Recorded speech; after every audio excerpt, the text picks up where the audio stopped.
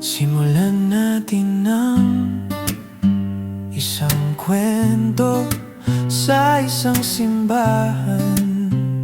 Sana yun unang nagsama-sama ang ilang kalalakihan, sama-samang umawit sa iisang tono.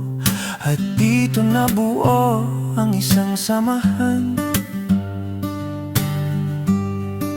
isang samahan na maraming kwento ang naiguhit.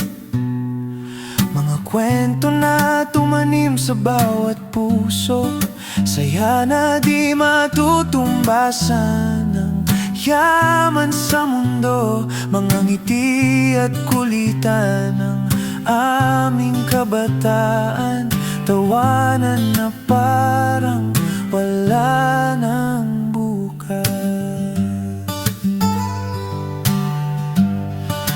Sa isang tahanan na nagsilbing tambayan, mula pagsikat at paglubog ng araw, magkakasama, duksong bituka. Kung sabihin ng iba, di kayang paghiwalayin sa isa't isa.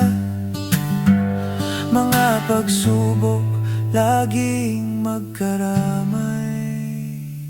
Sa gitarang hawak ni Tolitz, isang kumpas, nagsisimula ang kasiyahan.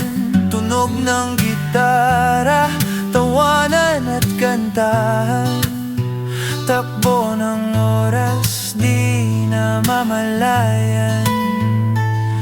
Pinatatag ng panahon ang aming samahan.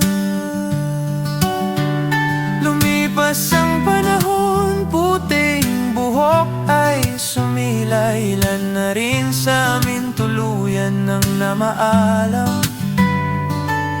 Malungkot man dahil nabawasan kanilang mga ngiti, di pa rin malilimutan. Kaibigan hanggang sa huli. Sarap balikan mga nakaraan. Simpleng buhay, simpleng samahan. Ngayon'y may kanya-kanya ng tinatahak sa buhay, di man makita.